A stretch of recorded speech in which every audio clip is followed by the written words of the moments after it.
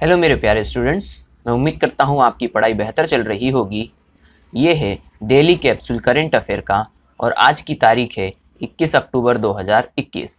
तो बिना किसी देरी के शुरुआत करते हैं। मैं आपको आगे करंट अफेयर स्ट्रेटेजी के बारे में बताऊंगा। पहला प्रश्न करते हैं, राष्ट्रीय अनुसंधान विकास निगम के अध्यक्ष के रूप में किसे चुना गया है?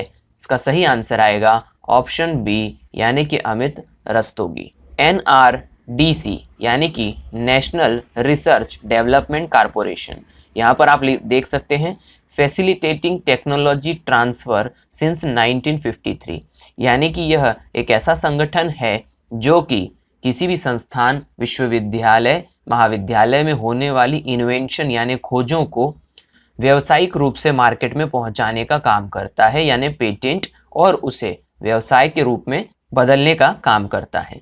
तो मैं उम्मीद करता हूं कि आपको समझ में आ गया होगा। अमित रस्तोगी, याद रखिएगा अमित रस्तोगी। आगे बढ़ते हैं। दूसरा क्वेश्चन है, वर्तमान में रेलवे द्वारा अपनी किस शाखा को बंद करने का निर्णय लिया गया है? तो इसका सही आंसर आएगा ऑप्शन ए यानी कि IRSDC। यहाँ पर आप देख सकते हैं इसका फुल फॉर्म है Indian railway station development corporation limited. Railway ने यह शाखा बंद कर दी है। इसका काम था स्टेशनों को डेवलप करना, उनके अंदर की कमियों को दूर करना। इसके अलावा हम बी ऑप्शन की बात करें तो IRCTC का फुल फॉर्म पूछा जाता है। इसका सही आंसर आएगा Indian railway catering and tourism corporation. इसके अलावा IROAF यह भी एक संस्था है जो कि रेलवे की ही थी, जिसे रेलवे ने अभी अभी पिछले महीने ही बंद किया है, जो कि थी Indian Railways Organisation for Alternate Fuels. याद रखिएगा ये बात। आगे बढ़ते हैं। अगला प्रश्न है, हाल ही में मेलबोर्न क्रिकेट क्लब MCC की आजीवन सदस्यता किसे प्रदान की गई है? तो ऑप्शन है ऑप्शन ए जवागल श्रीनाथ, हरभजन सिंह, दोनों, इनमें से कोई नहीं। इसका सही आंसर है ऑप्शन सी दोनों, यानी कि जवागल श्रीनाथ ये रहे और हरभजन सिंह ये रहे।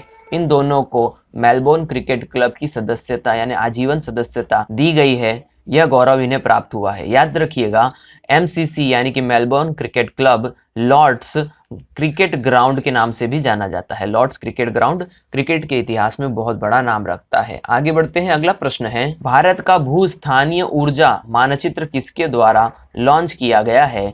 इसका सही आंसर आएगा ऑप्शन बी यानी कि नीति आयोग। याद रखिएगा नीति आयोग। देखिए यह मानचित्र एनर्जी मैप ऑफ इंडिया 2021 के नाम से जारी किया है नीति आयोग ने, और यह बताता है कि कहाँ कहाँ पर कोल माइंस हैं, कहाँ कहाँ पर हाइड्रो पावर्स हैं, कहाँ कहाँ पर कौन कौन से ऊर्जा स्रोत भारत में लगे हुए हैं। आगे बढ़ते हैं। यहाँ पर मैंने नीति आयोग के बारे में अतिरिक्त जानकारी दी है जिस पर क्वेश्चन आने की बहुत संभावना है। नीति आयोग को क्या कहा जाता है? तो इसे भारत का थिंक टैंक कहा जाता है।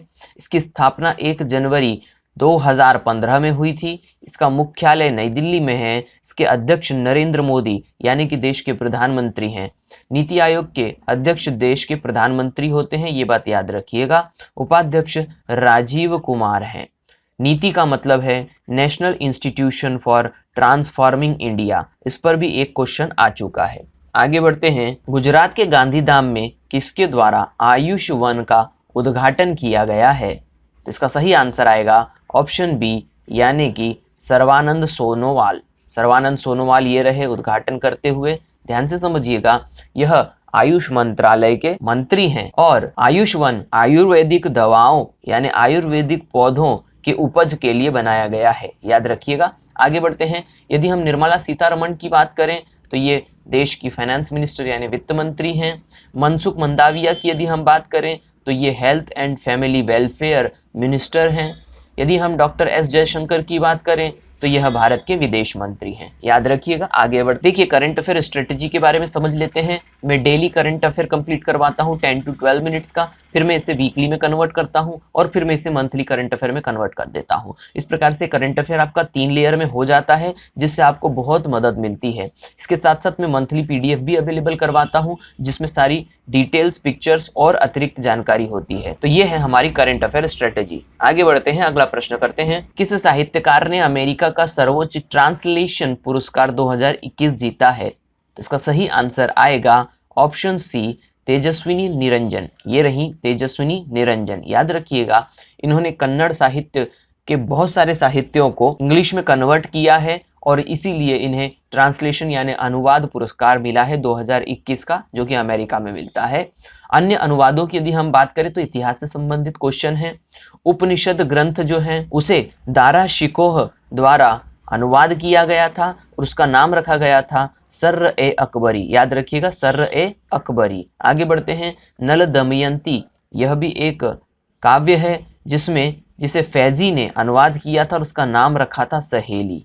इसके बाद में महाभारत का भी अनुवाद किया गया था फैजी द्वारा और इसका नाम रखा गया था नामा। याद रखिएगा, नामा। आगे बढ़ते हैं, अगला प्रश्न करते हैं। विदेश मंत्री एस जयशंकर किस देश की आधिकारिक यात्रा पर हैं?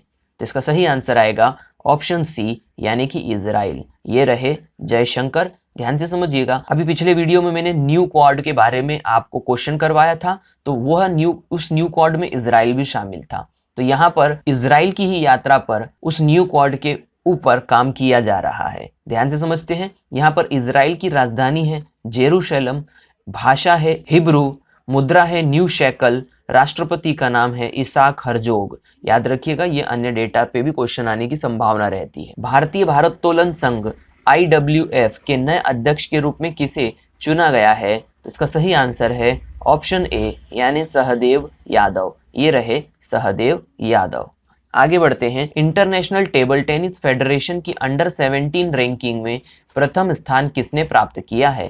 तो इसका सही आंसर है ऑप्शन बी, यानी कि पायस जैन। ये रहे पायस जैन। ध्यान से समझिए, अंडर 17 टेबल टेनिस फेडरेशन, इन्होंने अभी रैंकिंग जारी करी है जिसमें पायस जैन पहले दूसरे स्थान पर थे। अब ये विश्व के पहले स्थान के खिलाड़ी बन चुके हैं। ये हमारे लिए गौरव की बात है। आगे बढ़ते हैं, अगला प्रश्न करते हैं। उबर कप 2021 का खिताब किस देश ने जीता है? तो इसका सही आंसर आएगा ऑप्शन सी, यानी कि चीन।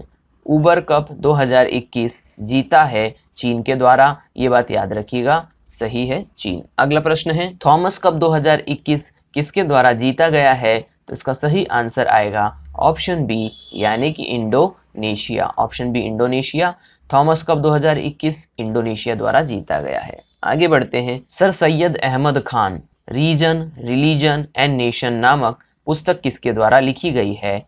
तो इसका सही आंसर आएगा ऑप्शन सी, सैफ-ई किदवई। ये रही ये पुस्तक। ध्यान से समझिएगा, सैफ-ई किदवई ने यह पुस्तक लिखी है। पुस्तकों पर बहुत क्वेश्चन आते हैं। अन्य क्वेश्चनों की यदि हम बात करें, अटल, जो अटल है इसे लिखा गया है डॉक्टर इंद्र सिंह ठाकुर द्वारा।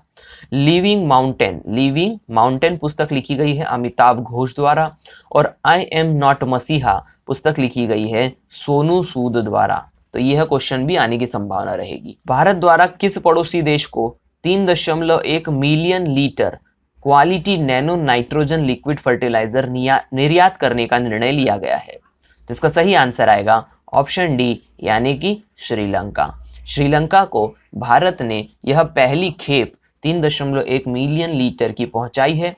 हम जानते हैं कि फसलों के लिए नाइट्रोजन एक बहुत ही महत्वपूर्ण पोषक तत्व होता है। क्योंकि श्रीलंका ने स्वयं के देश में 100% केमिकल फर्टिलाइजर पे बैन लगा दिया है, इसीलिए अब उसे नेचुरल नाइट्रोजन फर्टिलाइजर पर निर्भर होना पड़ रहा है, जिसमें भारत अच्छी स्थिति रखता है। इसीलिए उसने भारत से यह खरीदा है। आगे बढ़ते हैं, अगला प्रश्न है, वर्तमान कोयले की समस्या से निपटने के लिए भारत ने किस देश के साथ कोयला खनन का समझौता किया है? इसका सही आंसर आएगा ऑप्शन बी, यानी कि रूस। याद रखिएगा, रूस के साथ में भारत ने ये समझौता किया है और अब आने वाले भविष्य में हम रशिया से एक अच्छी मात्रा में कोयला जो है वो आयात करेंगे। तो यहाँ पर रूस की राजधानी है मॉस्को, रूस के राष्ट्रपति हैं व्लादिमीर पुतिन और रूस की मुद्रा है रूबल। याद रखिएगा, रूबल। आगे बढ़ते हैं, जैसे मैं हमेशा कहता हूँ, रिवीजन ही सफलता की चाबी है, इसीलिए पिछले वीडियोस के कुछ क्वेश्चंस को हम कंप्लीट कर लेते हैं। कुशीनगर अंतर्राष्ट्रीय हवाई अड्डे का उद्घाटन किसके द्वारा किया गया? तो इसका सही आंसर आएगा नरेंद्र मोदी। आगे बढ़ते हैं, किस राज्य द्वारा मेरा घर मेरा नाम योजना शुरू की गई? तो सही आंसर आएगा पंजाब। लूसी अंतरिक्ष यान किसके द्वारा लॉन्च किया गया? तो सही आंसर आएगा नासा।